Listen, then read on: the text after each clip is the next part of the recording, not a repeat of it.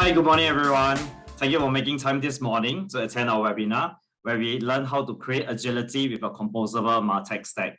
So today I'm very happy to have Nicola with us. Nicola is actually the Director of Technology and Growth, Asia Pacific and Japan from Optimizely.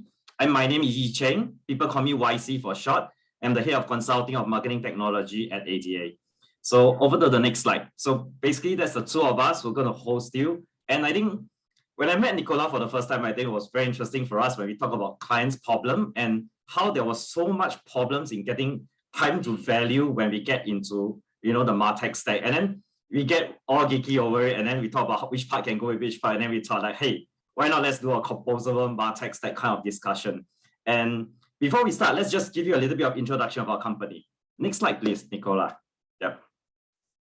So I'm from ADA, and ADA is actually the largest outcome data and AI company in the region. Actually, we provide services from the client, from everything from paid media to business intelligence to actually MarTech to e-commerce enablement. So if you are looking for the digital user, from the brand to the user, we cover it all in the 10 countries that we are in. So over to you, Nicola, to just talk about Optimizely. Thanks, YC. Hi, everyone. My name is Nicola. I am from Optimizely, Director of Technology and Growth for Asia Pacific and Japan. Who's Optimizely? We essentially help organizations deliver best-in-class digital experiences through our platforms, right? So we've got customers like Solora, MCM, Starbucks, Lend-Lease globally use us to continuously optimize the customer experience. So whether that is, content management, e-commerce, all the way to experimentation, personalization, and so on. And because of the breadth of the technology that we offer, we get to work with so many different industries like, retail, finance, hospitality, healthcare, manufacturing, distribution, and so on. We've got offices around, North America, Europe, as well as in Asia Pacific, including, of course, Singapore and a couple of offices in Australia. Yeah. Thank you, Nicola. So I think let me just talk a little bit about the agenda today. We like to cover the composable approach. How do we actually help clients actually achieve composability and agility? The second one is then, how do you get time to value fast enough? And the third part is, in this whole process, do not just look at the customer, but look into internally how it can enable the process, especially in this time where manpower is at a shortage. Just before we start off, I like to say that if you have any questions, just drop them in the Q&A box and we'll answer all of them at the end of the webinar. Okay, before anything else, let's start. So Nicola, next slide, please. Yeah, so composability is mostly the most buzzword that we hear actually this year. But actually, it has been around for a very, very long time. I mean, I remember, without revealing my age, a long time ago, I've been learning a lot on programming, computing, and we learn about object-oriented programming. We learn about how do you actually break things up to make things faster. So actually, we achieve nanoseconds when we break things up, but not to the point where it's actually not usable. So I think this is where I think originally the whole world of computing, composable was there. But I think this idea sort of move along as we see the SaaS, platform getting on board, getting more usable, and actually more people are trusting it. So I think let's go on to the next part. So if you look at Gartner's top strategic technology trend for 2022, and you will notice on number 5 that composable application is actually one of the key things. I think the time has come in the market to really come to the point where we are not reliant on a little bit more on the old stack, but really to explore how can use best of breed, which then I'm going to share a little bit more on the next part. Next slide, please, Nicola. I'm going to try to be a historian here, and then we'll talk about the brief history in the MarTech stack. At first, there was the monolithic. So I think long time ago, I mean, that's where big companies are actually coming out with stacks that actually have everything in one. And you actually, once you go to them, that's the only option that you have. And that was really the monolithic era. And then the next part is where the best of breed came out. So you have a good ERP system, you have a good CRM system, and they're standalone. And what happened immediately after that was the suite system has appeared. So vendors realized that while there's the best of breed that came up, it's not actually industry specific. And in the industry specific way, what they did is to build a customized wrapper around it and specific technology. But the challenge with that is that you get a very good one, maybe for education or maybe for oil and gas. But in exchange, you get locked in by the vendor. They actually own the black little box outside the blue little box that you have. So that's kind of interesting era, but it was really good at that point in time. And the next step, please. And then come the cloud era. So I think where cloud gets very, very widely used, there's a stability in the broadband. I think things were moving fast enough. And then you see bundling of best of breed coming together under family, under the cloud. So you'll hear things like the marketing cloud, you'll hear things like the sales cloud, etc. And that's sort of the very interesting era where we realize that, hey, there's an opportunity to actually have something on premise, there's something on the cloud, and maybe everything on the cloud. And then comes the latest composable era. And why has this happened? It's because I think as technology move, a lot of startups realize that having best of breed is one thing, able to have that connection to another one with an open API, open connection is really, really important. So you see that a new breed of actually technology partner came about, and then they say, hey, let's find a way to connect everything together. Let's actually open our API and connect and collaborate with each another. And that is where also in the brand side, we see a lot more maturity coming out. And it's really, really interesting in this era where then it's already a mix and match, like building your own car, building your own plane, and then having fun at it. So this is really a brief history. Don't shoot me down. I mean, it's not really, really accurate, but based on what I've seen in the last 20 years, I think that's really what happened. Next slide, please. Yeah. So when we look into it, I mean, really some of the challenges that I have when I consult with clients across time is this.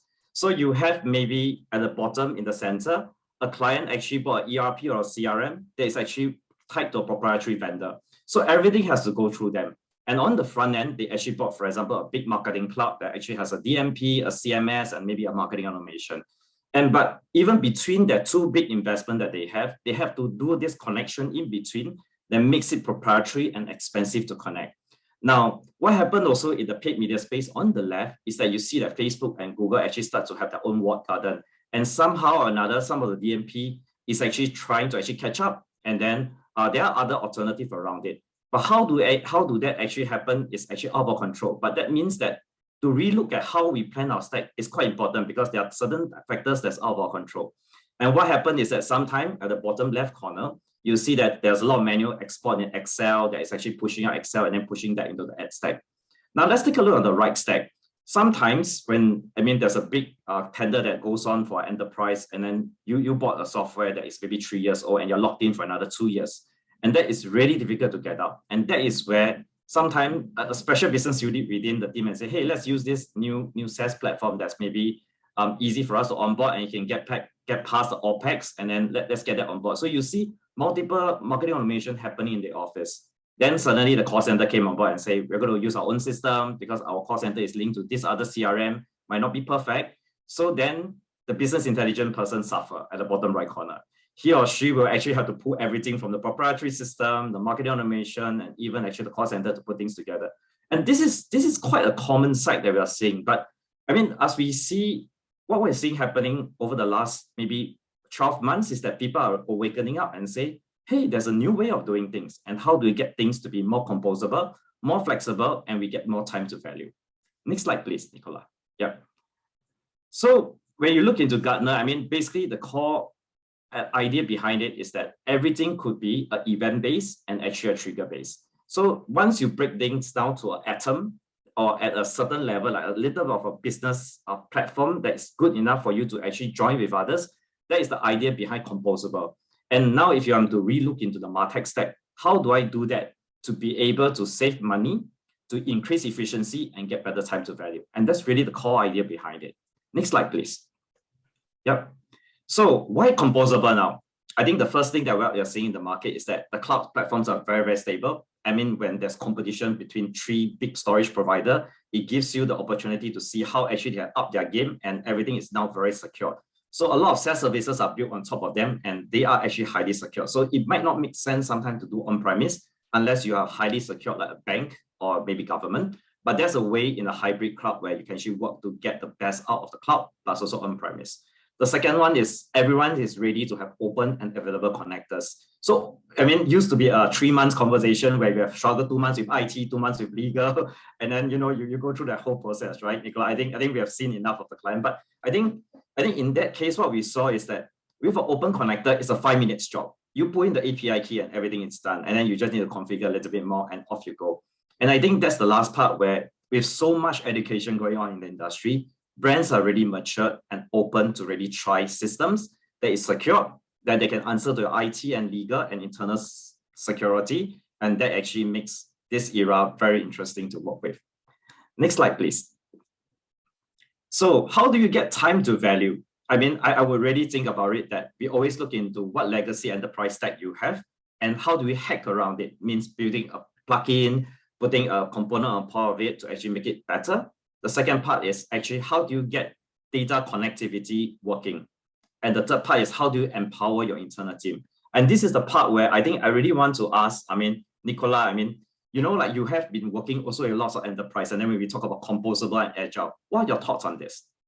Yeah, no, I think those are two really key points, right? If you talk about composability, a lot of organizations who have tried going down that path realize that it does take a while to compose the end state, right? There's a lot of moving parts. In your slide earlier, you had Marketing Cloud, you had all these different systems, and it takes a while for you to get to the end state where you can start to actually get value, right? We're talking about 6 months, 12 months, sometimes even 2 years to start getting value. Imagine that 2 years of wasted time for businesses to start, leveraging the tools that they have invested in.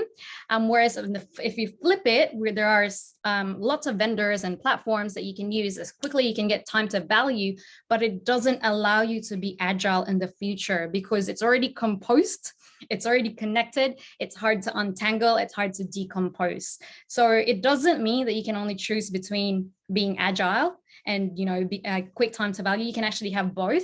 And there are platforms out there and solutions out there that, even though it's modular, that it allows you to be agile in the future. You can swap one module for another. It's also already integrated. So their platform, that's why we're here today, to talk about, you can actually have both the time to value as well as agility for your organization.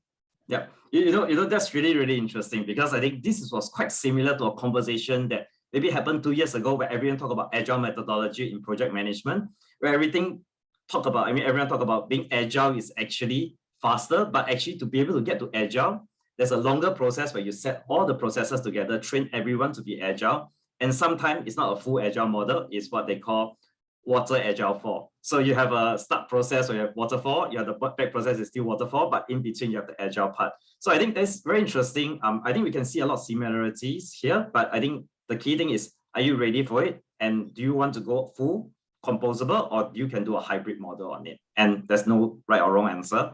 But the most important thing is, if CMOs have a lifespan of 18 months in a company before they deliver value, then I think we need to look into a tech stack to enable them quickly. Yeah. So next slide, please. Thank you, Nicola. Yeah. So I think when we look into a lot of the problems that enterprise are facing when it comes to legacy cloud and everything else, I think one of the key things that we look out for is actually a quick win would be actually personalization. And I think if you look into things with Google, 90% of the marketers actually believe that personalization works. And to me, it's not only that it works, it's actually a standard now in the market. So if you're not doing basic personalization, I think you're going to lose out a lot of customers, because people just compare you to your competitor and say, hey, I get a very good service here. I can't tell why. Actually, because it's personable and because it's personalized. And I don't know, maybe that's why I use, that little 10% difference is actually in personalization. And between that, a lot of clients that we work with can see everything from 3 to 15% in terms of increase in registration, 70 to 150% in terms of transaction rate, and actually even 80 to 342% in terms of average basket size, just by doing the right personalization for them. And I think this is the part where I like Nicola to share a lot more on, some of the challenges and how do you actually get to personalization. Over to you, Nicola. Cool. Thanks, YC. I love the stats that you showed earlier. It's very interesting, though, that how everyone seems to want to do personalization like it's no longer a debate, right? But a lot of organizations still struggle to even start, let alone get value out of it straight away. So let's talk about, what barriers exist today in delivering personalized experiences. And for those who are, listening to us right now, if there's any barrier that you can relate with, feel free to use the chat. So the first barrier that we see today is what we call personalization paralysis. You guys would probably be familiar with analysis paralysis, right? One of the causes for this is that teams treat personalization as this massive digital transformation project, right? So you go onto these workshops, involve lots of different stakeholders, they have different goals. And so you attack personalization as if it was a 2-year project, right? Another cause of this is that because you want to perfect your personalization program, you tend to want to come up with, 20 different cohorts, 20 different segments straight away from day one, even though you've not had any experience with regard to delivering personalization. And then lastly, I think a lot of teams forget that personalization is just a means to achieve a goal. It's not the end goal, right? I think a lot of organizations and marketers treat personalization as like, we want to do this for our homepage without clear direction as to what problems you want to solve. The next barrier that we want to talk about is the lack of understanding of the value of personalization to an organization, right? What is the actual impact of personalization to the business? How much money are they leaving on the table? And because there is no direct way to measure the impact of personalization, there is difficulty in getting further buy-in from leadership and therefore, further investment and budget for your personalization project.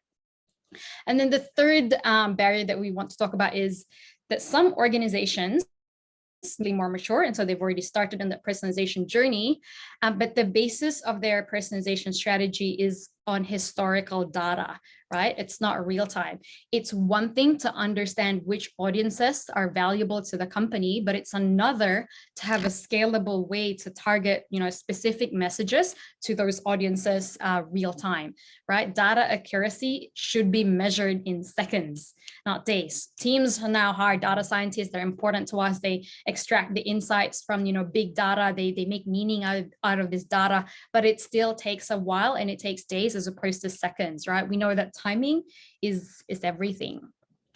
And so before we talk about how we can address these barriers, it's important to acknowledge that organizations obviously are in different phases of the digital maturity scale, right? They've got foundational, responsive, and adaptive. So there might be organizations who are still stuck in their legacy based technology that they can't move to even do personalization, or there might be some organizations who have already invested in replacing the base with a solid foundation, but are still not personalizing or maybe attacking it, with a digital massive transformation in mind.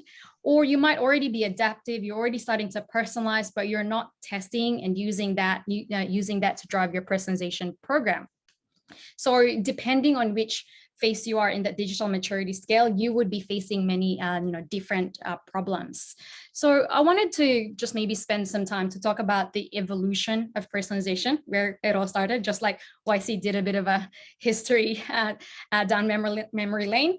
But if we look at how personalization has evolved, take ourselves back to the 90s or maybe early 2000s, when you had a website, you were winning, right? It was one website for all audiences. It was static. It didn't matter, which cohort you belonged in.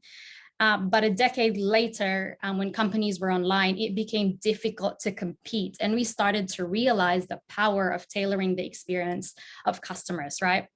If you remember back in the days where emails now included your name, hi YC, hi Nicola, you would then straight away open it because it was personalized to you, even though the rest of the content of the email is still static, right? It's still the same. It still made a difference. And then we started to leverage, being able for users to save their preferences, right? I'm based in Singapore. I want to see articles, relevant to Singapore, but it's still based on user preferences. We started to leverage member attributes. So if you were female, you want to see, women's products versus men's products. And then we also started to use behavioral data. So if you've seen, a home loan landing page, you want to make sure that when they come back on the home page, they see the home loan banner, for example. But all of that is still based on rules, and it required marketers and editors to set up those rules in the platform. But as you know, especially with COVID, more and more people were becoming, super users when it comes to e-commerce. So it was hard for marketers to keep up with the new rapid changing environment, right? So and here came, AI and machine learning technology have obviously kept up. And so what that allowed us to do is, instead of marketers manually having to set up all those rules to deliver personalization, we've been able to leverage, one-to-one product recommendations. For example, Amazon have done this for a long time, but a lot of e-commerce sites are now adapting product recs. You're on the product detail page, for example, you recommend complementary products, or maybe you recommend, what people have bought when they bought the same product. right? And they was also taken to email, not just web. So if YC had abandoned his cart, straight away he'd get an email including product recommendations.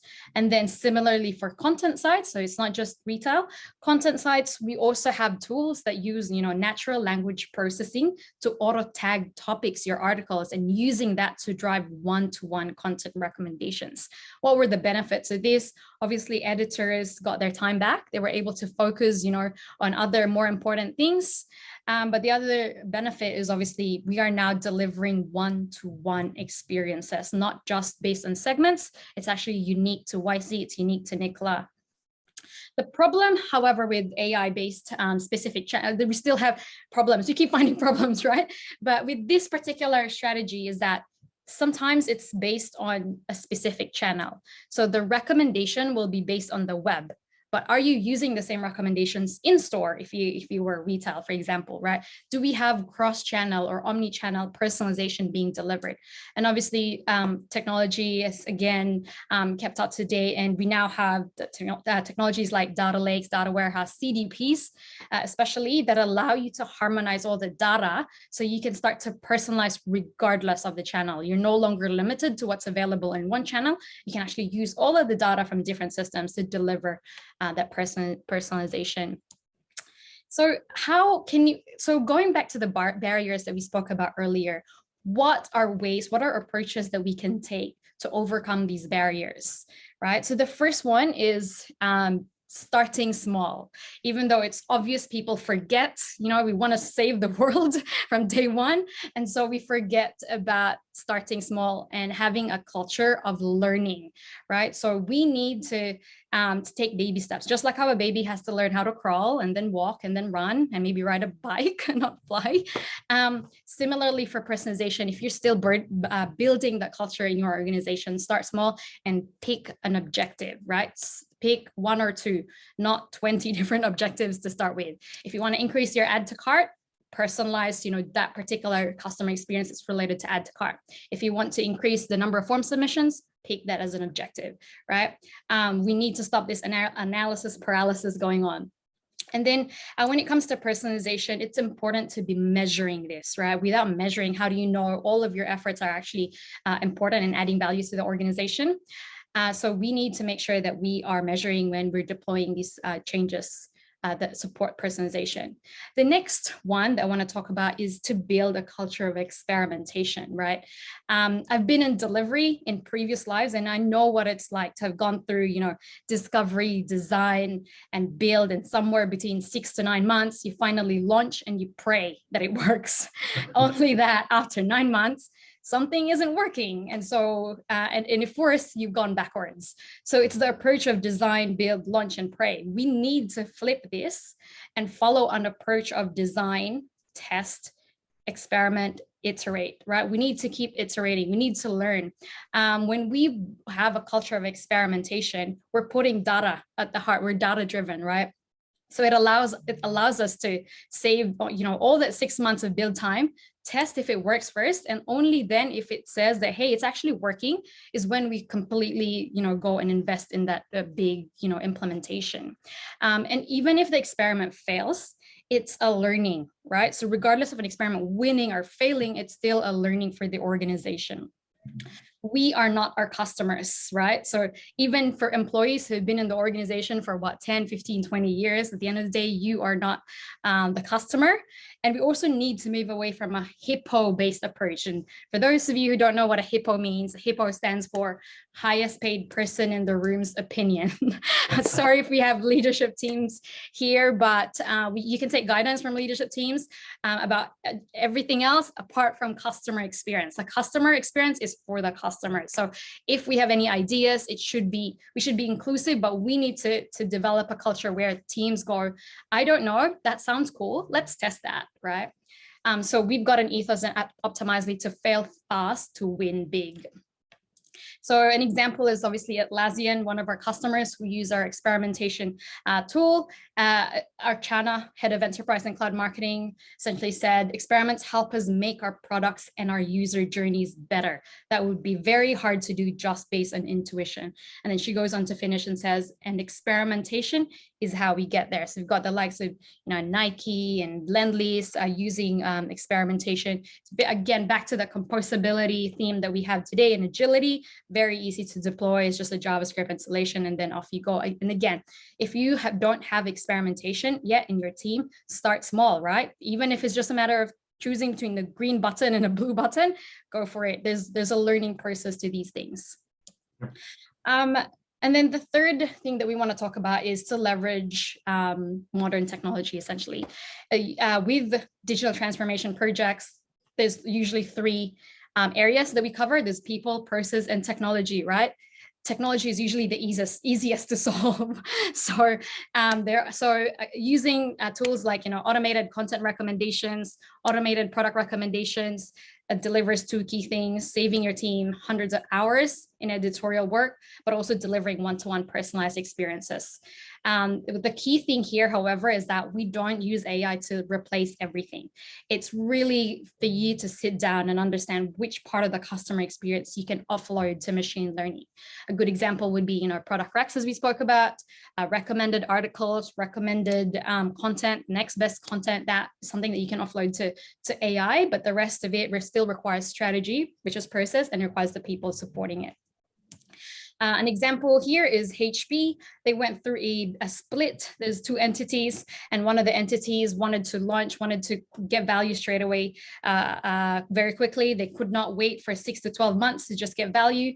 And so they've used optimize these content recommendations, and you can see massive results on the right-hand side. They were able to increase their conversions by 219% just by deploying content recommendations on their site.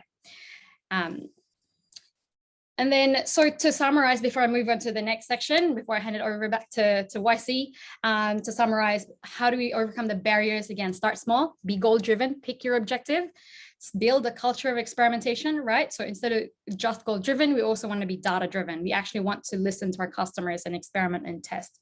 And then lastly, we can use, AI-based recommendation engines. They're quick and easy to deploy. It helps that composability theme, but it also allows you to be agile moving forward. And back to you, YC. Yep. Thank you, Nicola. I mean, it's actually very interesting because actually when we work a lot on experimentation and personalization, it gives you the quick win. And then in the first few 3 months or less than 3 months, people get more confidence, and then you get to evangelize that a lot more in the entire, organization. Let's go on to the next slide. I think once you have that quick win in place, I think the next part is how do you connect your data together? And I would talk about connectivity, which is actually the missing orchestrator. I mean, the entire tech stack has so many components. How do you orchestrate them together? Next slide, please. Yep. So if you look into it, I split it into two parts. I mean, there's this first part where we should look at the customer journey as the most important thing, because a lot of time we are divided by business units. We look into each of the touch points. While the marketers try to string them together, they still have to go through different business units, different product owners to actually get that done. But once you sit together and you join the whole customer journey together, you have a very insightful way to see how you look at the data and how you use the data.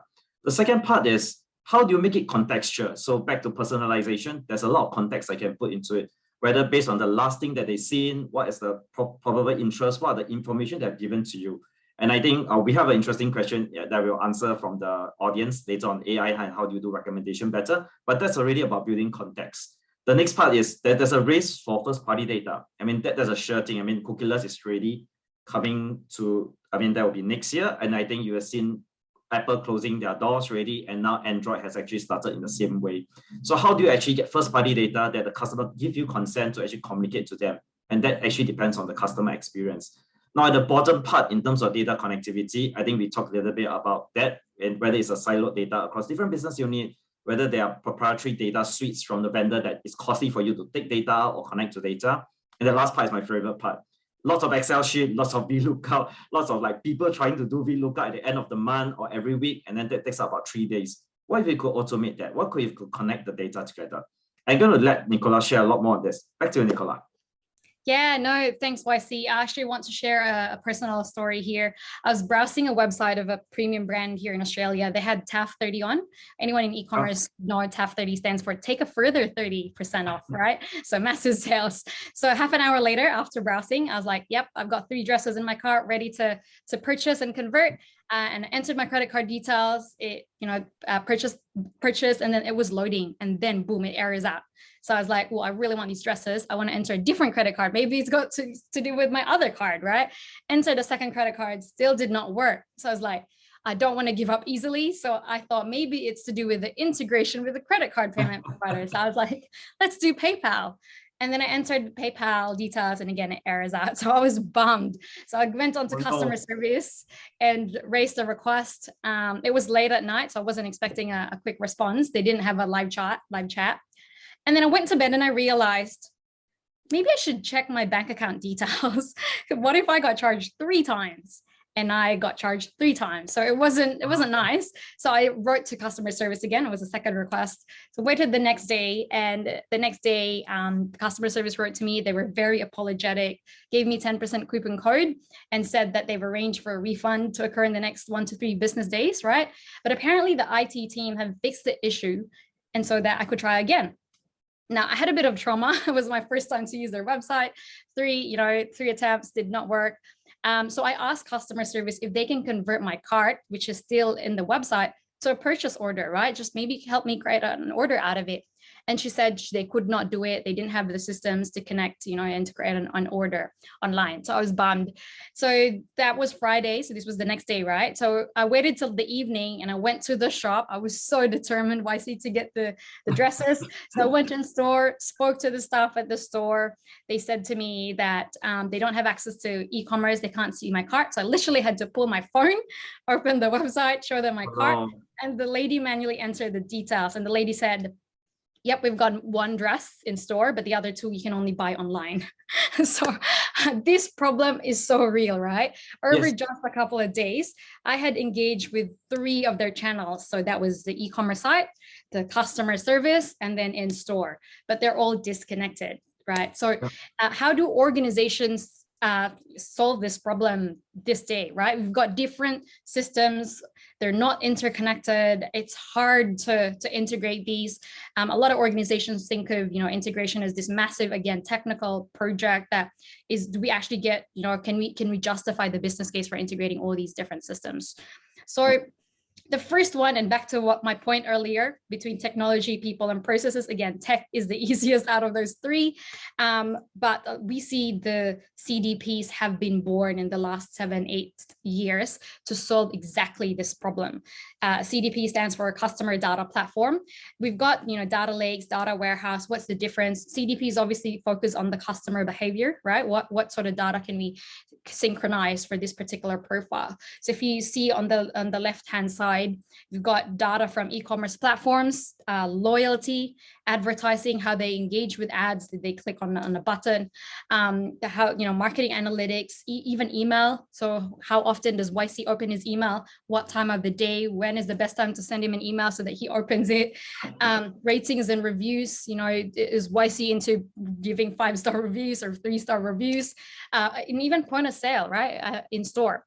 So harmonizing all of the data into one single view of the customer so that businesses can leverage and see the entire customer journey of YC. It's not just what he did on the website. It's about, his entire customer journey. Like myself, if someone had seen that, hey, there's a customer in Sydney, Australia named Nicola who attempted to buy the same set of dresses in 3 different touch points, they would have easily made the order. And then back to the unified view of the customer journey, right? Here's an example, and what I'm showing you now isn't the experimentation. This is now a different solution from Optimizely. This is an example view of a CDP profile. So essentially, if you can see this profile here, we've got data about when she's opened the email, data about website visits, and you can see the different types of events by color. So you've got subscription, e-commerce. At the top left, you can see, dynamic information. So lifetime value straight away calculated, average order value for orders. CDPs are not meant to be just retail or e-commerce. You can use CDPs obviously outside of e-commerce because you can build things like form submissions, downloaded brochures, playing of videos, for example, how engaged with you they are with your content. But this is an example journey of being able to see, what one person has done across channels. Yeah. And then I'm going to, if I have this dashboard at the store where you're buying your clothes, I'll be have so much things to talk to you about. I say, I'm so sorry that your issue has been resolved. I know I only have stock for this dress and 2 more. You know what I can do for you, Nicola? I'm going to let you buy this dress now. I'm going to send the other 2 to you. I hope you have a good experience and you come back to us. And this information is available for them to use. I mean, and I think that's the power when you put it into the hands of the service staff. And I think that will make you have a good impression. And I'm sure you're going to recommend 3 other friends to come. To buy from us. Yeah. Thanks, YC. And to your point, right? I think technology, again, is the easiest, but there is also the thing called, siloed customer experience management, because the KPIs of website people, they only think about the, top of funnel, which is the marketing side. But the customer service, their KPIs is how fast can they answer calls. Now, if you go to in-store, their KPIs are how many purchases are done in store. There's no one, it's still siloed. So when it comes to process, sure, we've solved the technology, but there's also process involved where you get buy-in from the different teams and have one, unified way of measuring customer experience, because, we're in 2022. Average number of touch points is massive in terms of getting from awareness all the way to retention of a customer. And people is the most difficult part in the digital transformation. And once you win over all the stakeholders, technology and data is actually not that difficult. Yeah, exactly. Back to you. No, that's good. So in terms, so I've spoken about the data harmonization, so bringing all the data into one view, but what do you do after, right? So you can still go on analysis paralysis. How can we activate and deliver the personalization, or even if it's not just personalization, just deliver an awesome digital experience? Again, with the CDP, some CDPs have activation similar to Optimizely's, where you can actually, for example, if you have abandoned cart from Optimizely's e-commerce or other e-commerce platforms, YC has abandoned his cart, automatically you can set up a tool where here in the advertising, you show him the next time he visits an Instagram, by the way, here's your products that you left in our e-commerce shop, right? Or if it's not social or ad, you could target them when it comes to email, right? So maybe you schedule hey, we know that YC has abandoned his cart at 7 in the morning, and then he usually opens his email at 7 at night. So why don't we schedule the email sent out to YC that time, so that we reach him at the optimum time. So you can use CDPs to build that activation. Imagine the ease of orchestrating that for marketers, not having to move from one platform to the other. You literally can harmonize and then activate on the same platform. And then back to that segmentation piece, the beauty about having CDPs is that it can be a source for your segments. And what do we mean by segments? What do we use it for? There's 3 key things that I want to call out. Number 1, you can use segments as audiences to experiment, right? So imagine if we target a segment, females, 20 to 30-year-old, they abandon the cart. How can we move them from one phase of the journey to the other? How can you get them to actually purchase? You then start to use that particular segment in your experimentation. That's quite powerful, right? We've got 2 different solutions here. We've got a CDP and an experimentation tool interconnected so that you can use the segment for your audience, right? You don't want to be just experimenting to everyone. You want to target your experimentation. Another use case for segments is in campaigns. I've mentioned this to you earlier, where you can literally go SMS, email, whichever channel that you want to target them. And lastly, you can use the segments for on-site personalization. So when they're back on the website, you use the CMS, for example, and you pair it with the CDP. Again, very powerful personalization strategy. So back to that composability theme, we're talking about CMS, we're talking about experimentation, we're talking about experimentation. That alone, integrating that is a big thing. But if we have if you're using a platform that allows you to automatically go, yeah, I want those 3, I want them to be interconnected, done, you're already getting value from day 1. A customer story, if you're into luxury tea, right? T Forte is one of our customers. They use our CDP, which is called Optimizely Data Platform. What they've done is harmonize the different information from e-commerce, from in-store. Hotels use their T as well, but they also do B2C, sorry. So they have their own website. You can order if you're into teas. But essentially, if you look at the outcomes, right, there's 20 times return on spending. What that means is they're actually sending less emails, but they're more relevant, right? They don't bombard customers anymore with emails that are not relevant to them. And then they were also able to increase the customer lifetime value by 25%. And back to you, YC. Fantastic. So, I mean, we talk about composability in many ways. I think let's talk about composable workforce. Last year, I built a team with 90% of them not in the same country that I am in. And I think it was a pandemic. But as we move towards the endemic stage, the most important thing, first question that any candidate asks me is, can I work from home now? So I think we have to look in the way that we look into our workforce. How do we actually manage them? I mean, you talk about data connectivity. How do we actually connect our workforce together? So I think we have a lot of interesting questions in the question box. So let's go through a little bit faster here. Then I love to answer those questions. Back to you, Nicola. Yeah, definitely. So I'll just storm through the rest of the content. But yeah, so given with the pandemic and all that, what we've seen is that our teams in general, right, we are using collaboration tools more often.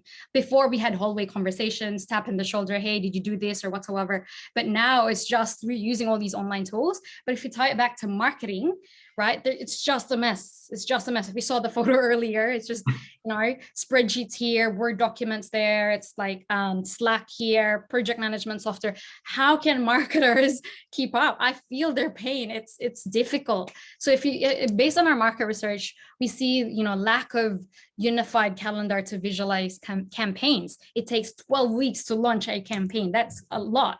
And marketers say that they frequently shifting priorities. That's one of their biggest challenges, right? Another one is that, as I mentioned earlier, there's so many different tools that they have to use, which means they're creating work about work, right? So 50% of the time is about administration as opposed to actually delivering value for the end users. And lastly, content production is on the rise. So there's so much content that they're creating, but a lot of it actually never reaches intended destination. So there's a lot of problems when it comes to productivity, when it comes to efficiency in the world of marketing today. And there's a whole lot more, but I'm not going to go through this today. What I want to speak about though is that, again, back to the composability, one of the solutions that you can use is a marketing orchestration, different to marketing automation, right? Marketing orchestration helps you manage, your calendars, for example, in one place. So you get to see a visual calendar. So imagine being able to go, hey, YC, look at that. On the 2nd or 3rd of April, we've got these 2 tasks that we need to publish. So instead of manually setting this up in a spreadsheet, we've got a digital calendar. We're able to collaborate in the same tool. We're able to upload the assets in the same tool. And then briefs, oh my God, Word documents, like it's crazy. Like someone creates a brief, a Word doc, and then send it to someone else. And then it's hard to collaborate. It's by email, Slack, and so on. Again, you can do it in a marketing orchestration tool.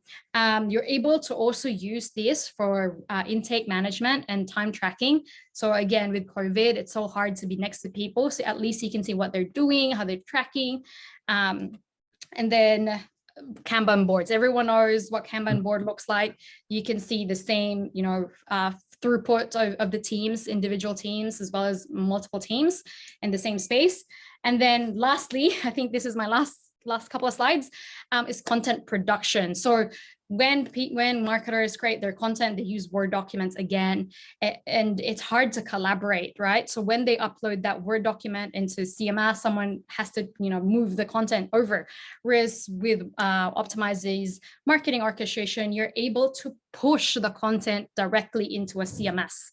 You're able to push the content directly into social media. So think about the efficiencies and efficiencies that you get out of this. Campaign velocity, you double it, and then you reduce the content waste and maximize utilization. So I had to jump a couple of slides, YC, but we want to answer those questions. I want to maybe cover this a bit to tie it all together.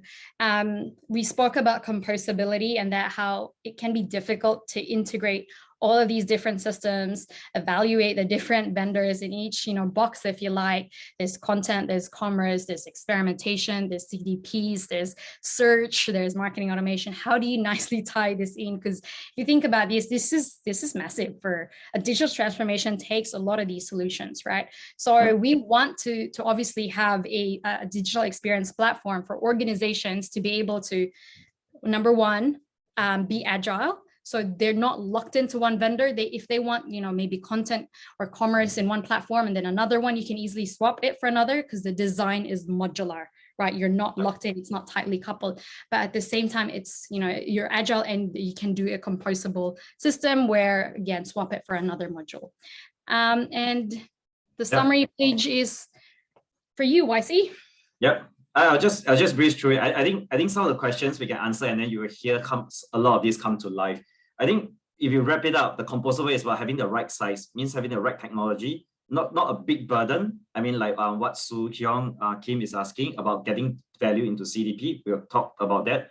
And then no vendor lock-in, better returns in MarTech investment, because you are accountable for the money you ask from your CFO. The second one is how to get time to value fast enough, and you're able to adopt new components faster. The last one is internal friction and manual work. I mean, whatever you can share in the content planning and you push it through to the other team, that saves you a lot of time. I mean, that's something that what Nicola has talked about. I'm going to answer the question in reverse chronological order, what we have in the chat, because I think the last question actually summarized quite a bit before we move into the individual component. Yep. So Soo Hyung Kim asks, what is the recommended roadmap to adapt CDP for brands that's heavy solution is a burden? And how do they smart small to provide personalization and connected data? I think you sort of have the answer there already. CDP, number one, is a massive undertaking usually. It has to have a very strong use case, a CFO buy-in, and I think what is the business value that brings to it. But when you break it down into the customer journey, how actually connected data can bring you value, that is actually the place where you see the data flow down and why you need a connector for that. So that's where the power of CDP comes in. And if you multiply back the value of the people of time spent, for example, if two of my executives are spending X amount of time, X man hours doing this manual work, multiply that and add it in. And if I can get this amount of uplift where you saw Nicola's case study of 20x time, using those as benchmark, actually that will give you the business case for putting it in. But you are right, Soo Hyung Kim, that actually we can start with personalization, right, Nicola? I mean, I think in the case you might come out with quick wins first. Yeah, I mean, how will you approach it, Nicola? Yeah, definitely. I think this is a great question, right? Because a lot we get this a lot. Like, where do we start? Do we start with personalization? Do we start with AI? Do we start with CDP? Do we start with experimentation? It's difficult. So this is a question that comes up quite a bit. I think, like, from a CDP standpoint, right? Instead of harmonizing everything, start with what you have. You have a website. Everyone has a website, right? If that's your top of funnel, marketing, then go for a website. And to get data from website into a CDP is actually straightforward. We've got web SDKs that are available. It's like your GTM or GA. You drop a JavaScript, similar for website. Don't even think about other platforms yet.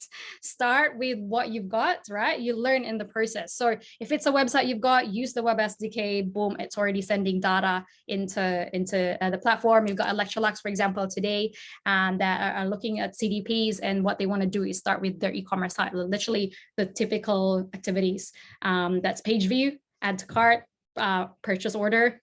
There's probably maybe 7 different events, and that's just via JavaScript. There's obviously REST APIs that you can use for the more complex tracking, but we've all talked about, starting small and learning in the process, because at the end of the day, it's not really a massive digital transformation. It's increasing your digital maturity, right? So that's the CDP side of things.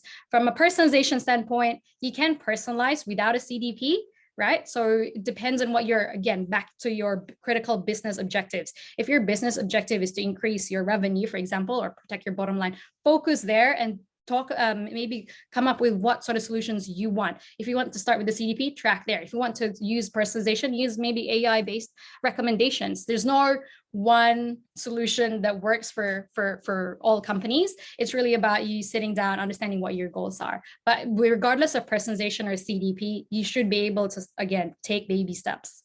Yeah. So I think that segue very good into the next question. So Wong It Hong asks, how are the cross-channel being tracked? Through tagging, which I think, Nicola, you have answered, whether you do a JavaScript track. Device ID, yes, you can put an SDK in and pull that up. if you have an external measurement platform or you already have another CRM like a Clever Tab that is actually embedded, you can actually extract the SDK or Firebase. You can actually push that through back into Optimizely and use it.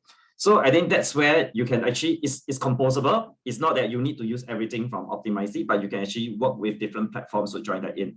So how does CDP track across the devices? Here is where data capture by design happens. So when you are collecting email address or certain IDs across different platforms, what you're trying to do is to make them join together and come to a similar place where you have an identifier like primary key to match with each another.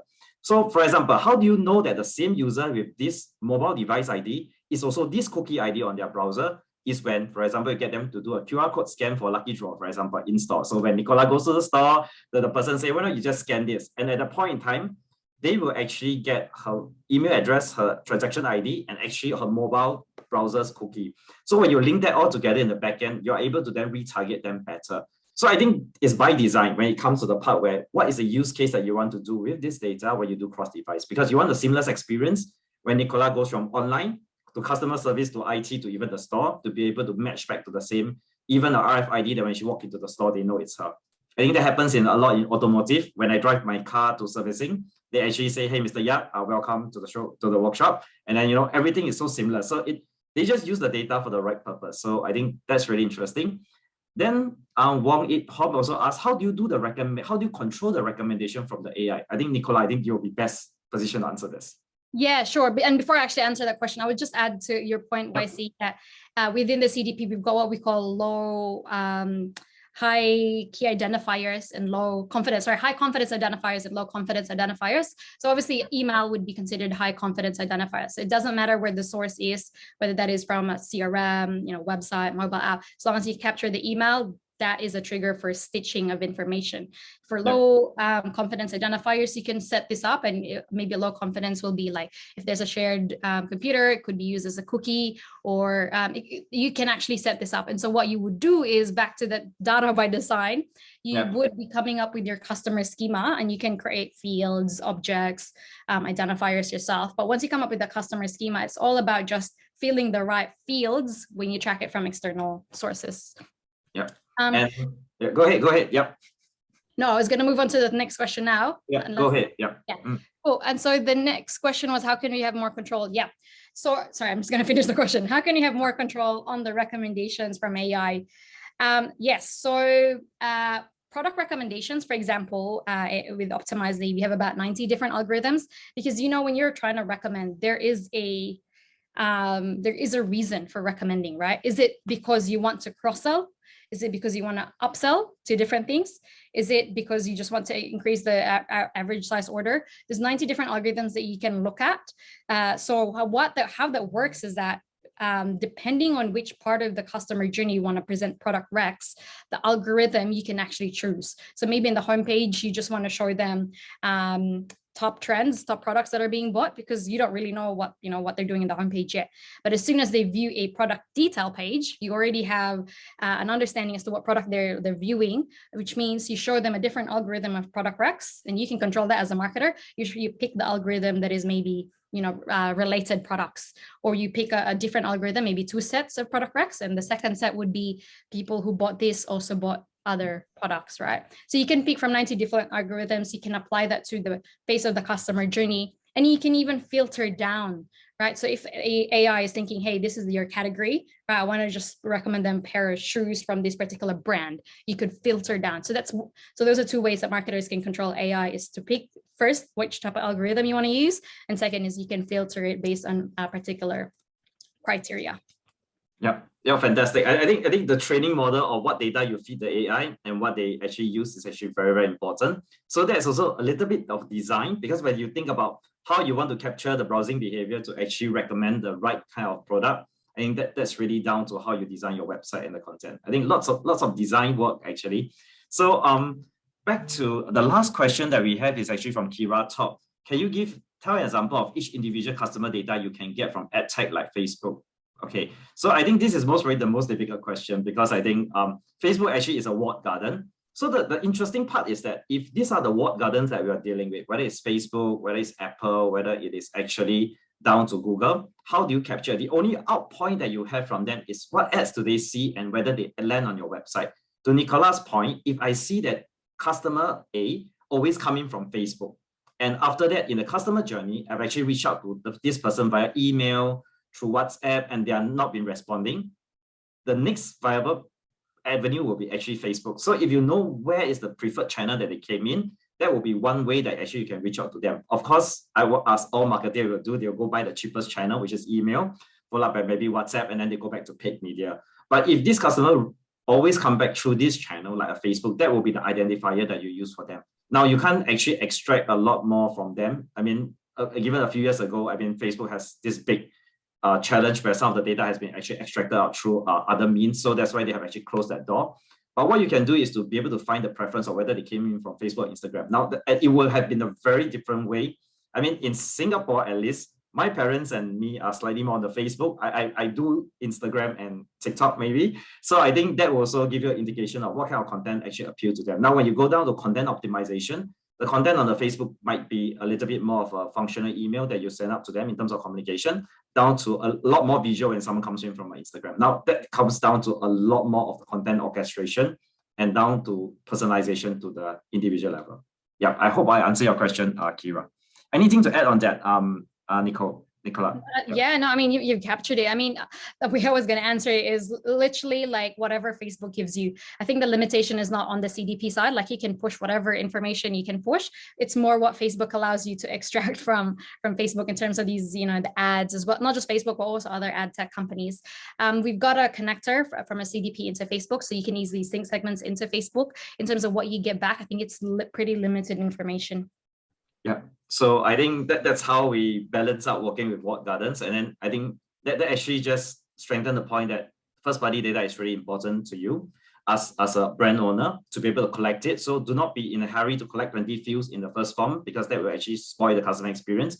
But what you could do is to progressively capture them across time. And actually with something like a CDP, you can actually progressively change. So for example, if they fill out this form and then they say they're single, the next question you're not going to ask them is, do you have kids? So the second one will be maybe what's your interest like? I mean, if they say that they're married with kids, I think the second one will be how many kids you have. So I think with that, then your personalization gets very strong, and that takes a lot of rigor. But once you plan that out in the whole customer journey, like Nicola said, technology is the least of your worry.